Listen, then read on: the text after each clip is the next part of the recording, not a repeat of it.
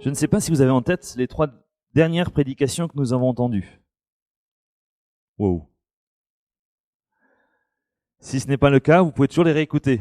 C'est pas une pub, mais elles sont disponibles sur la chaîne YouTube de l'Église.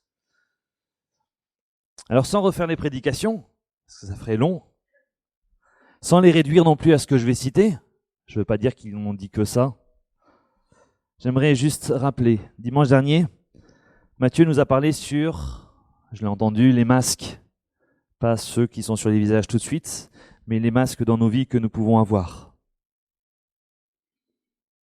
Dimanche d'avant, c'était José, il nous a parlé du bonheur.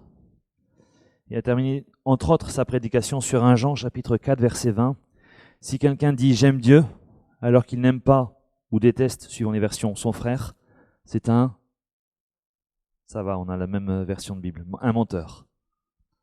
Et puis le dimanche d'avant, ça commence à dater peut-être, 3 semaines en arrière, c'était Pierre-Étienne. Alors il y en a qui auront peut-être ressorti leurs notes, c'est ça, hein?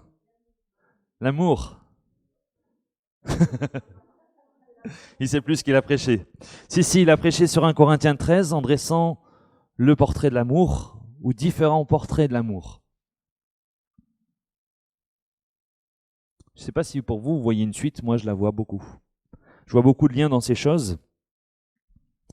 Dimanche dernier, lors du jeûne et prière, j'ai démarré le temps par un temps de silence. C'est tout ce que j'avais reçu du Seigneur, démarrer par le silence et voir ce qu'il adviendrait.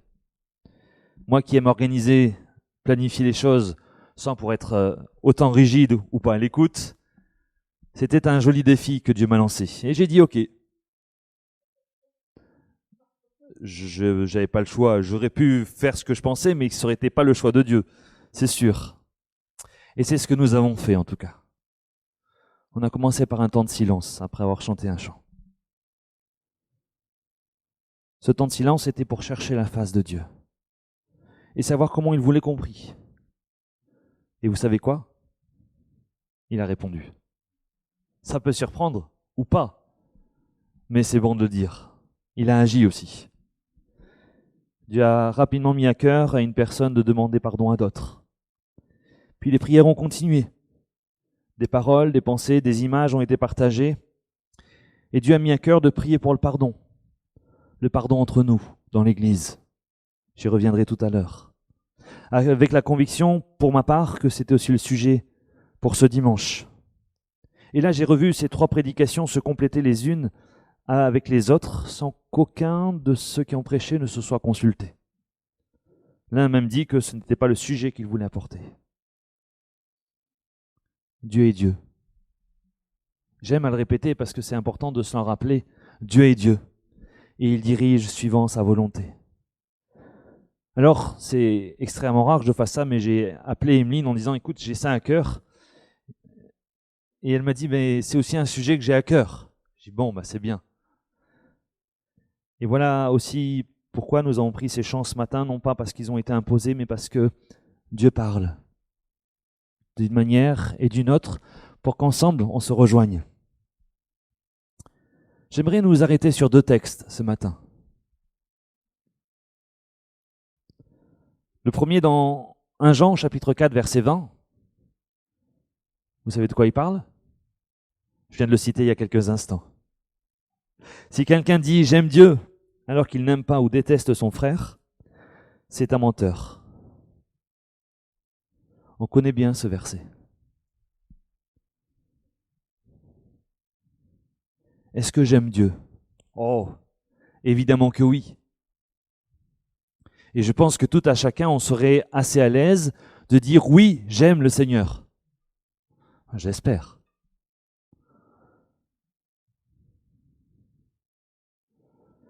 Et puis, ce texte, merci Valentin de le projeter, je ne l'avais pas prévu, donc du coup il sera peut-être coupé sur la vidéo, c'est pas grave. Celui qui n'aime pas son frère qu'il voit, comment peut-il aimer Dieu qu'il ne voit pas? Et là, on retombe dans quelque chose d'un peu plus concret. Si j'aime quelqu'un que je ne vois pas, comment je ne peux pas arriver à aimer quelqu'un que je vois? Je suis juste en train de dire le verset dans l'autre sens. Et puis tu m'as déjà projeté le verset suivant. C'est bien. C'est celui que je voulais aborder. Parce que c'est peut-être celui qu'on retient le moins des deux. S'il aime Dieu, c'est marqué comment ici? Celui qui aime Dieu aime aussi son frère. Il y a une autre version qui dit, s'il aime Dieu, il doit aimer son frère. Je pense qu'on préférait cette version-là. C'est déjà un peu plus tranquille, c'est un peu moins interpellant. J'aime bien cette version où il dit, s'il aime Dieu, il doit aimer son frère. C'est pas une option, c'est pas un équipement qu'on peut rajouter ou pas quand on fait un choix. Il fait partie de la vie chrétienne. Il fait partie de l'identité du chrétien qui souhaite marcher avec le Seigneur. Dit comme ça, c'était déjà un peu moins appréciable. Jésus va dire un commandement nouveau. Aimez-vous les uns les autres comme je vous ai aimé. Et Jésus d'insister dans ce que je viens de dire, bien avant que je l'ai dit d'ailleurs, aimer son prochain n'est pas une option. C'est un commandement. Autrement dit, c'est un ordre. Et autrement dit encore, je n'ai pas le choix. Bien sûr que j'ai toujours le choix. Bien sûr que j'ai toujours le choix de regarder à ce qui est dans la parole de Dieu et de l'appliquer ou pas. Mais si j'aime le Seigneur, et si je veux faire de sa parole mes délices, pour ne citer qu'un autre verset, et on pourrait en citer encore plein d'autres, alors je ne peux pas enlever ce qui pourrait éventuellement me gêner dans la parole. Sinon, je ne fais pas de la parole mes délices. Je fais de ce qui m'arrange mes délices.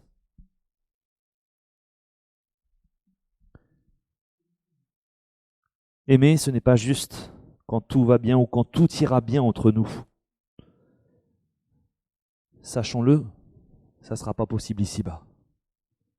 Parce que nous sommes des êtres charnels, et que l'être charnel, il y a un combat intérieur déjà, vous savez, le vieux moi, celui auquel on a renoncé, mais qui est toujours là et qui veut nous ramener à quelque chose qu'on connaissait avant, qui nous paraît toujours meilleur, un peu comme la nourriture qu'ils avaient en Égypte pour les Israélites qui étaient dans le désert. Et puis, bien sûr, l'ennemi nos âmes qui va chercher à toujours venir mettre de la discorde, de la zizanie, parce que c'est dans ce qu'il est, dans ce qu'il veut partager. Aimer, c'est dur, car ce n'est pas ce que véhicule le monde. Et quand je dis d'aimer, ce n'est pas la notion du monde, c'est la notion de la Bible, évidemment. Et en tant que chrétien, on doit marcher à contre-courant de ce que le monde nous dit, quand ce qu'il nous dit est contraire à la parole de Dieu. Je ne vais pas m'arrêter plus longtemps sur ce texte, mais retenez ce « il doit aimer son frère s'il aime Dieu ». L'autre texte est très bien connu aussi. Il est tiré d'une prière enseignée par Jésus, ou de la prière enseignée par Jésus, celle qui fait référence. Vous avez compris laquelle je veux parler? Matthieu chapitre 6, et je vais prendre juste le verset 12. Pardonne-nous nos offenses comme nous aussi nous pardonnons à ceux qui nous ont offensés. C'est pas que le reste n'est pas important, on est d'accord? Juste que je vais m'arrêter sur cela ce matin. Cette prière, bien sûr, est un texte que j'apprécie beaucoup, comme tout à chacun, je pense, mais dont personnellement je n'ai pas l'habitude de le citer ou prier souvent. Peut-être à tort. Pour moi, le risque de la répétition fait qu'on ne prête parfois plus attention aux paroles. Et cela m'a toujours inquiété. Alors vous savez, l'équilibre des fois entre les deux est toujours délicat. Nous sommes dans un temps, dans l'enregistrement de l'émission RCF Regard croisé, sur cette prière de Matthieu 6, depuis le mois de mars jusqu'à l'été. On verra si on déborde ou pas, parce qu'on parle beaucoup. On s'arrête sur beaucoup de choses. Et cette semaine, et je ne l'avais pas en tête forcément parce qu'on débriefe avant, on construit avant l'émission juste exactement ce qu'on va aborder, ou la trame. Et on a choisi de s'arrêter sur ce verset. Chose qui était déjà dans mon esprit depuis ce dimanche dernier. Et on s'est arrêté sur cette articulation entre la partie qui concerne Dieu, pardonne-nous nos offenses, c'est le disciple qui prie son maître. Et puis la deuxième partie, nous pardonnons aussi à ceux qui nous ont offensés, c'est-à-dire les humains, les uns les autres. Il ne me semble pas que Dieu nous ait offensés et qu'on ait à lui donner pardon. On est bien d'accord. Je vois quelqu'un qui me fait signe en même temps de la tête. On est dans la même pensée, vous inquiétez pas. Nous avons tous très certainement, comme c'est projeté à l'écran, le mot « comme » entre cette articulation envers Dieu et cette articulation envers les hommes. Comme si nous disons que c'est un automatisme. J'ai quelqu'un qui m'a fait du mal et bien sûr j'ai tout pardonné. J'ai une autre tête qui me fait ouais.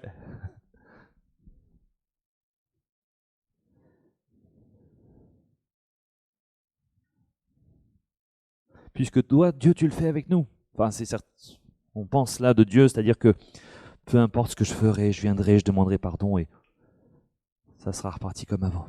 Oui, bien sûr, le pardon de Dieu est abondant. Alors nous aussi, bien sûr, on va le vivre de cette manière. La réalité est bien autre, et nous le savons. Nous attendons de Dieu qu'il nous pardonne à cause du sacrifice de Jésus à la croix, et aussi parce que c'est écrit dans la Bible. Il me semble qu'on a le même texte. La Bible affirme que Dieu nous pardonne. Mais l'autre partie nous intéresse moins.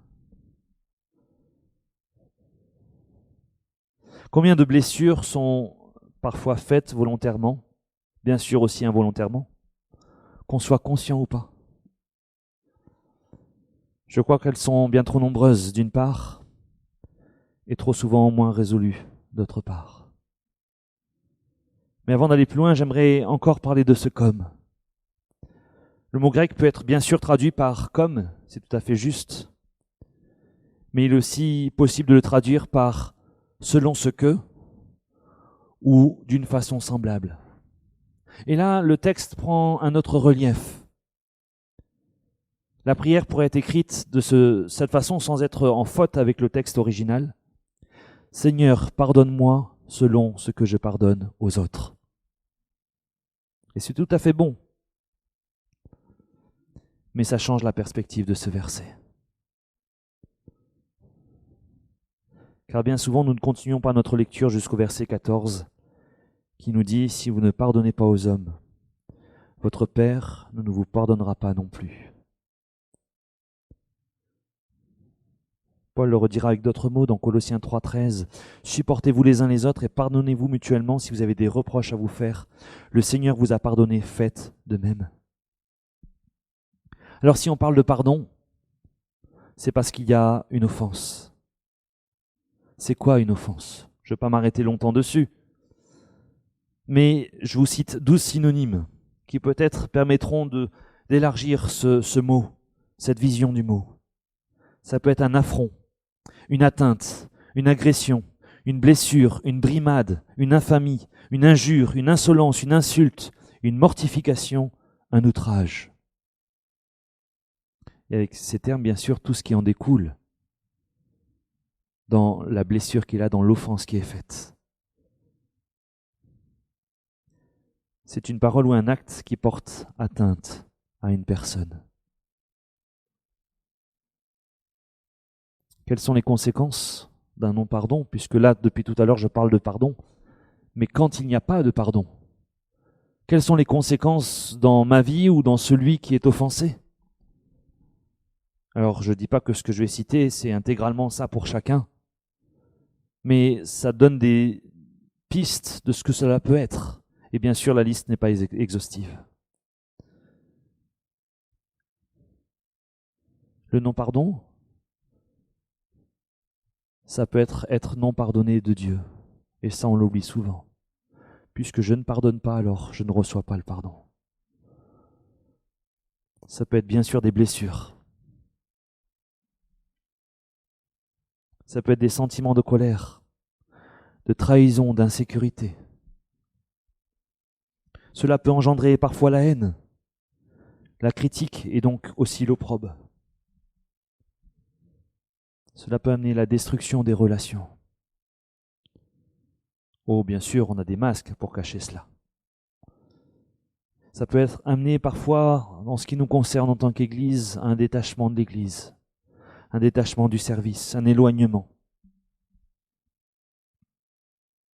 Et je pense qu'on pourrait encore allonger la liste. Le pardon n'est peut-être pas facile à vivre et à entendre, mais il doit faire partie de notre vie, de ma vie personnelle et aussi de notre vie communautaire. Pardonner fait appel à une décision, à ma décision, et elle ne dépend que de moi. C'est pas celui qui est offensé qui décide de se pardonner ou c'est celui à qui on demande qui dit oui ou non. Et une demande attend une réponse quand cela est possible. Choisir de pardonner, c'est renoncer à notre propre justice. C'est un mot qui peut nous toucher, cela. C'est renoncer à la vengeance. Oh, pas de ça dans mon cœur, voyons. Je suis chrétien quand même. Mais la vengeance a plusieurs facettes peut-être. Pardonner, c'est accepter de remettre nos griefs à Dieu. Là, il y a une situation qui est anormale. Seigneur, je te le dépose. Pardonner, c'est connaître Dieu dans sa nature, il est juste. Il ne tolère aucune injustice. Le pardon nous amène à pardonner sans condition, sans forcément chercher les torts, surtout quand ils sont anciens. Ça peut être compliqué d'essayer de résoudre tout. Ça ne veut pas dire qu'on ne doit pas essayer non plus. Le pardon permet la rémission d'une faute, d'une offense. Il permet la reconnaissance des torts subis. On pourrait encore longuement aborder parce que le sujet est riche et je n'ai pas la prétention de l'avoir abordé dans ces quelques minutes. Mais au début de la prédication de ce matin, j'ai parlé de revenir sur un sujet et je veux le faire maintenant, car je crois que c'est le cœur de ce que j'ai reçu et de ce qu'on a vécu dimanche dernier, bien qu'il me semblait pertinent d'abord de reparler de ce qu'est le pardon. Comment porter du fruit? Comment vivre ce portrait de l'amour? Pas les facettes où il ne doit pas être, mais les facettes où il doit.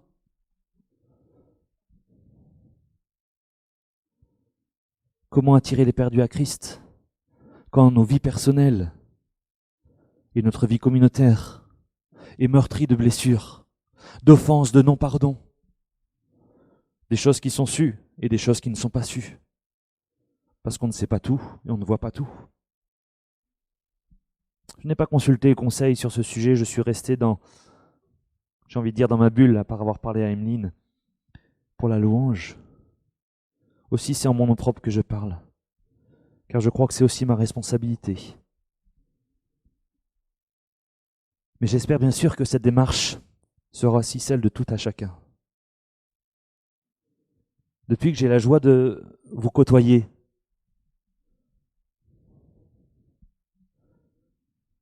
j'ai entendu les offenses que certains ont subies dans leurs relations les uns avec les autres.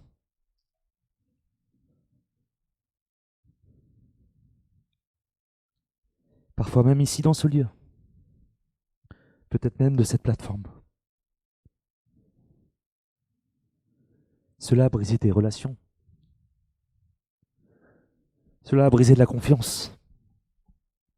Cela a brisé des envies de travailler ensemble, désormais à servir Dieu dans l'Église, sans compter peut-être ceux qui se sont éloignés et qui, plus grave encore, sont sans lieu pour partager la foi. Et je parle de tous les temps, avant et depuis mon arrivée, parce que je ne me sens pas exempt dans cela. Je ne cherche à incriminer ou à viser personne. Je me mets aussi dedans. Je ne suis pas fier de cela. Encore moins quand cela vient d'une personne en responsabilité. Pasteur, ancien membre du conseil, d'un responsable d'activité, peu importe. Aussi, je fais ce choix ce matin, au nom de la responsabilité que je représente. Et encore une fois, libre à chacun de me suivre ou pas. De demander pardon pour tous ceux qui, présents ou pas, se sont sentis offensés d'une manière ou d'une autre dans la vie de l'Église. Par des paroles, par des actes, par des non-choix. Que ça soit involontaire, peut-être parfois volontaire, que ça soit conscient ou inconscient.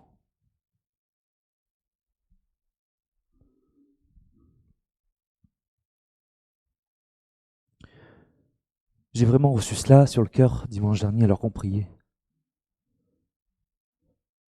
Et je crois que c'est important, tout à chacun, dans ceux qui veulent y entrer, mais à la fois aussi en tant qu'Église, d'oser affronter ce sujet. Ne restez pas avec vos blessures. Si besoin, venez en parler. Je suis à l'écoute, mais je ne suis pas le seul. Ne restez pas avec vos ressentis, mais partagez-les. Peut-être ça permettra de mettre des mots dessus. Arrêtons de ruminer le passé. Choisissez de recevoir le pardon. Parce que faire la démarche, qu'on soit victime ou qu'on soit conscient d'avoir été la cause peut-être, va permettre une restauration, va permettre la bénédiction de Dieu en ce lieu et dans nos vies.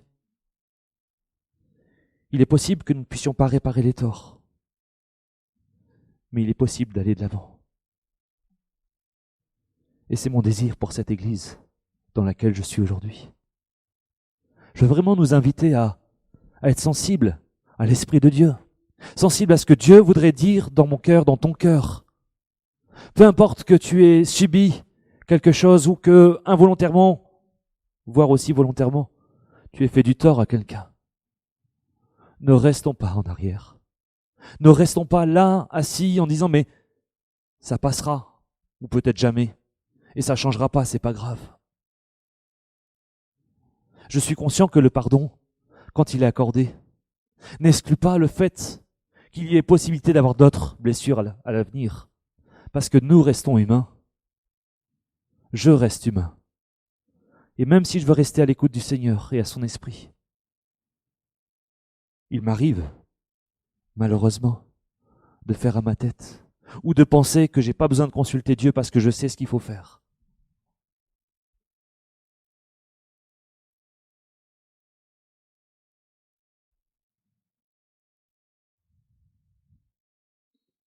J'aimerais qu'on prenne un temps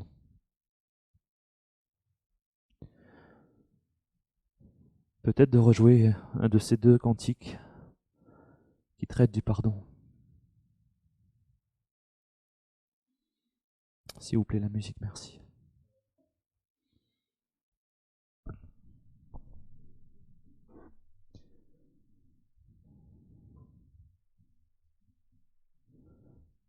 Et je voudrais vraiment que dans ce temps de chant,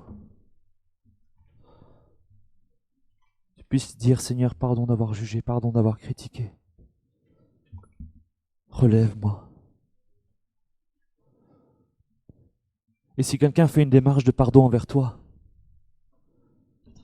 sois prêt à accepter, parce que c'est pas toujours facile de reconnaître, d'admettre que nous avons pu être une blessure, volontaire ou involontaire. Mais ne restons pas là où nous en sommes.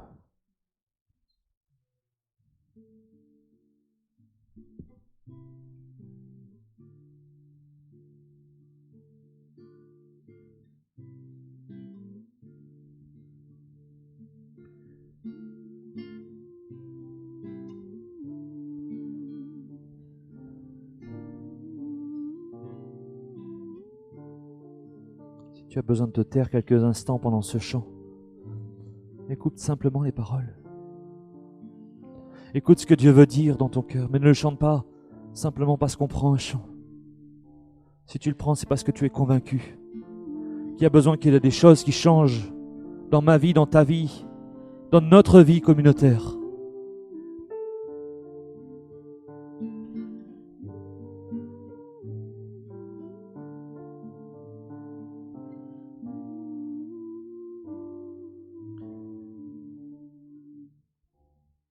Pardon, Seigneur, pardon pour notre orgueil de résistance.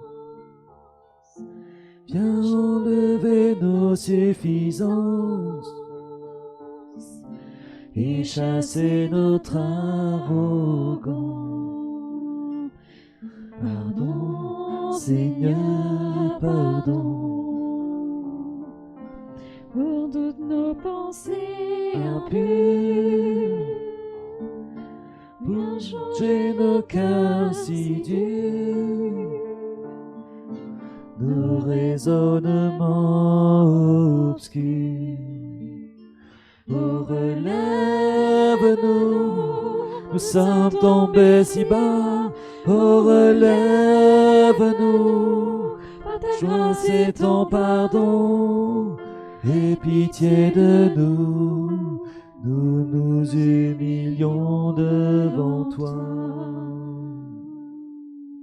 Pardon, Seigneur, pardon pour tant de paroles mauvaises.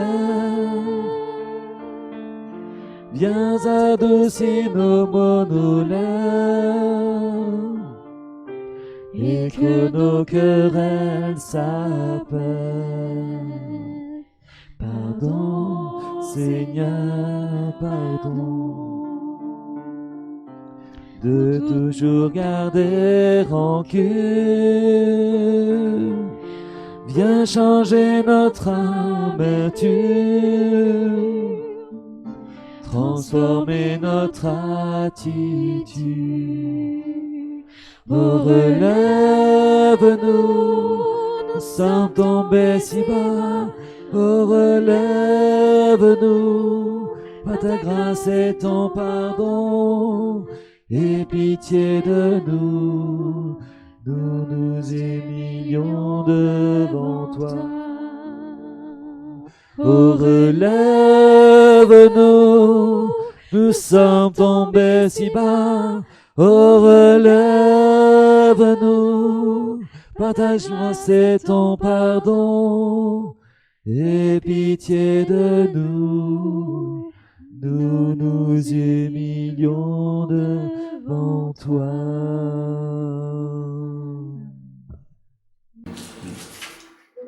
Alléluia, merci Seigneur. Ouais. Seigneur, tu as dit toi-même, Père, pardonne-leur car ils ne savent ce qu'ils font. Cette puissance de pardon qui transforme nos vies. Seigneur, on ne peut pas vivre sans ce pardon. Chaque jour, à chaque moment de nos vies, nous avons besoin de nous pardonner nous-mêmes et de pardonner à ceux qu'on a fait du mal.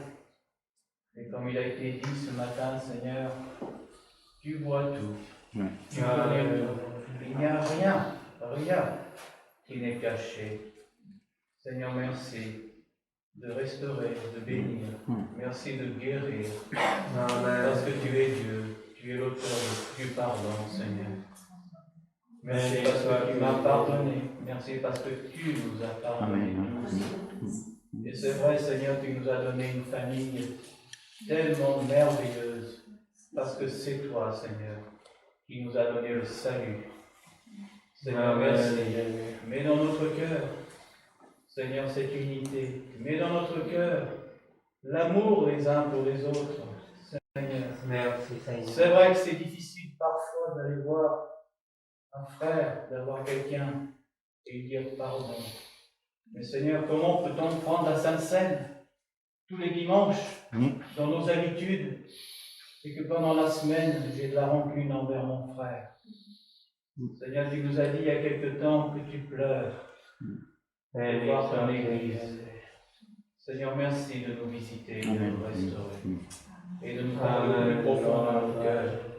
Nous avons besoin de ce pardon les uns envers les autres. Merci.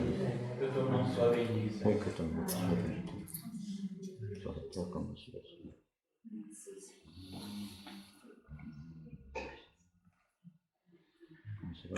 Merci Seigneur, alléluia. Le pouvoir et le Père. Et tu nous donnes, Seigneur.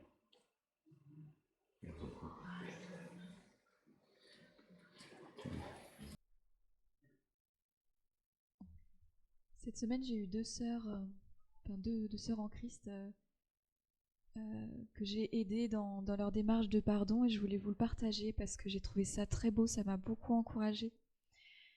J'ai un petit groupe d'amis de colo. On est 5 filles, toutes hyper sensibles, et on se fait mal très facilement.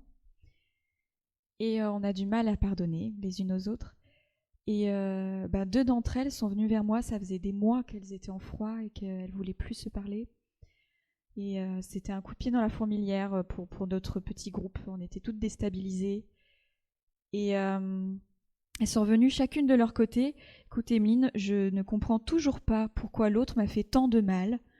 Je ne comprends pas pourquoi ça m'a fait tant de mal. Mais par obéissance au Seigneur, j'aimerais bien faire la démarche de pardon et je ne sais pas comment m'y prendre. J'étais sidérée d'entendre ça. C'est rare d'entendre ça, surtout entre jeunes. Si jeunes, ouais. Et c'était chacune, du coup j'ai appelé l'une après l'autre.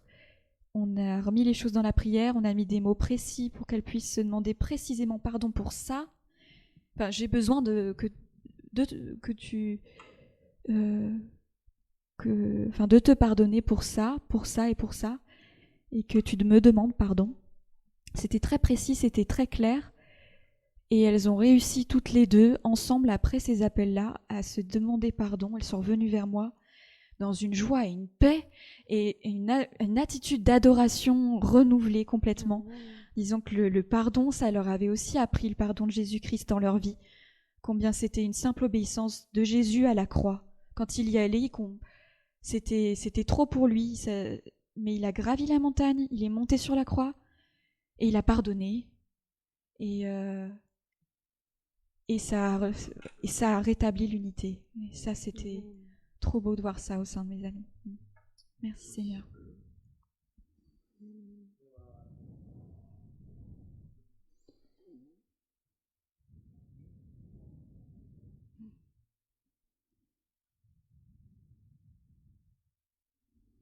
Ce témoignage m'encourage en tout cas dans ce que j'ai à cœur là.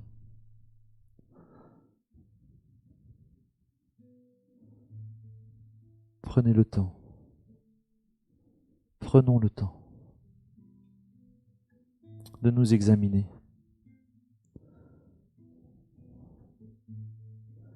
De regarder si Dieu révèle des choses.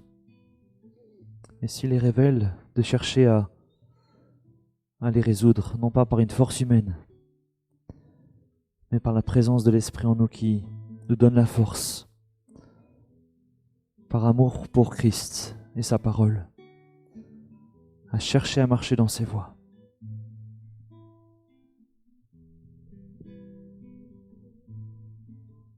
Peut-être qu'il y aura des choses publiques, peut-être qu'il y aura des choses privées, je ne sais pas. Cela nous appartient tout à chacun.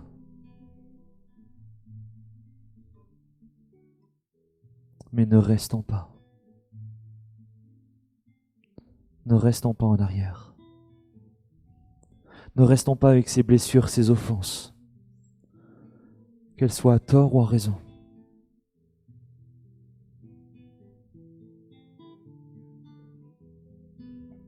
Seigneur, nous avons chanté.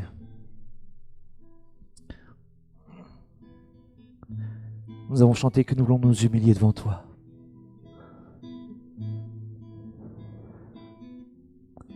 Et je te prie, Seigneur, que ce ne soit pas simplement des paroles, que ce ne soit pas juste un chant, mais que ce soit la volonté de notre cœur pour chacun d'entre nous. Seigneur, je veux réclamer ta bénédiction sur chacune de nos vies et sur ton Église ici localement. Je te demandais, Seigneur, vraiment de nous bousculer dans nos raisonnements.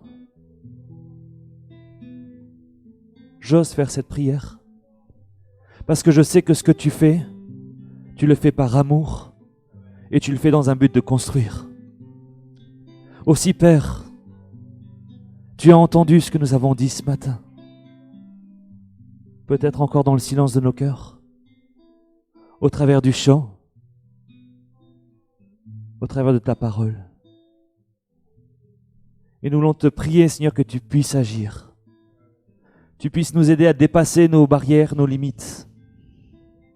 Là où nous sommes enfermés pour être confortablement pas agressés. Je te prie, Seigneur, que les choses puissent changer. Que l'amertume ne soit pas dans nos cœurs. Que le froid ne soit pas dans nos relations. Que le non-engagement ne soit pas une raison et dû aussi aux relations. Seigneur, je te prie pour un peuple engagé. Un peuple qui ressemble à ta parole. Qui cherche à te ressembler, Christ. Et nous savons que le travail est grand. Nous savons que, Seigneur, la chose n'est pas facile. Mais nous savons que tu es là aussi pour nous aider. Et je te prie, Seigneur, que sur nous, ton esprit descende. Sur nous, ton esprit puisse agir. Nous voulons, Seigneur, je prie que nous puissions avoir ce cœur ouvert. Ce cœur attentif. Ce cœur sensible à ton esprit. Afin que les relations non pas simplement s'apaisent, mais s'améliorent, se reconstruisent. Qu'il y ait encore plus de joie qu'aujourd'hui, qu'il y ait encore plus de paix qu'aujourd'hui. Et Seigneur, que nous puissions porter du fruit pour la gloire de ton nom.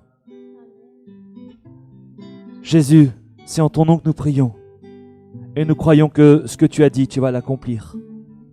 Que ton nom, Seigneur, soit béni. Amen.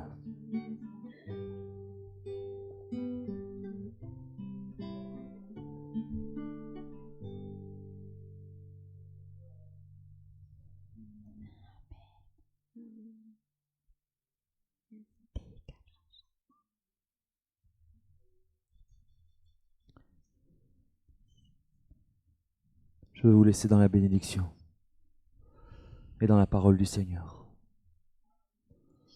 Soyons en écoute, tout simplement, de Dieu. Soyons en écoute les uns des autres. Soyons prêts à faire des démarches. Soyons prêts à ce que d'autres fassent des démarches envers nous. Peut-être ça nous surprendra. Mais grandissons. Bâtissons quelque chose. Bien sûr, c'est Dieu qui bâtit, mais soyons acteurs. Et que nous puissions être une bénédiction les uns pour les autres, pour cette commune, pour cette agglomération, pour nos 2 départements concernés ici. Que la lumière de Dieu puisse briller sans tache, sans être enfermé dans un abri. Que Dieu puisse rayonner. Je ne vais pas vous demander si vous êtes prêts, parce que je ne veux pas juste un oui de principe, ou un juste oui parce que je pose la question. Mais je nous souhaite d'être prêts à répondre favorablement au Seigneur. Je suis à votre écoute et prêt aussi à accompagner ce que vous aurez à cœur de vouloir faire se régler dans nos vies, afin que l'Église puisse être bénie par cette démarche. Soyez bénis. Je vous souhaite un bon dimanche. Pas facile de s'arrêter sur ça. Est-ce qu'on peut reprendre peut-être le refrain? C'est vrai, nos cœurs sont tortueux, c'est vrai. Mais tu as tout transformé, tu sais. Oui, on peut. On peut. Bien sûr, on peut toujours chanter. C'est le 641 Valentin. Et puis après, Carole se tiendra au fond pour les cartes. C'est vrai, nos cœurs sont tortueux, ils sont durs et orgueilleux, mais par toi, nous serons transformés. Rétablis l'unité. On va finir comme ça, si vous le voulez bien. C'est vrai, nos cœurs sont tortueux. C'est vrai, ils sont durs et orgueilleux, mais par toi, nous serons transformés. Seigneur, rétablis l'unité. C'est vrai, mais toi, tu as tout payé. C'est vrai, mais toi, tu as payé. c'est vrai, mais toi tu as tout changé, et par toi nous serons transformés. Seigneur, rétablis l'unité. Seigneur, rétablis l'unité. Seigneur, rétablis l'unité. Nous voulons l'unité, Seigneur. Seigneur, nous voulons l'unité. Nous voulons l'unité, Seigneur. Seigneur, nous voulons l'unité. Seigneur, Nous voulons l'unité. Amen. Alors travaillons pour l'unité. Soyez bénis.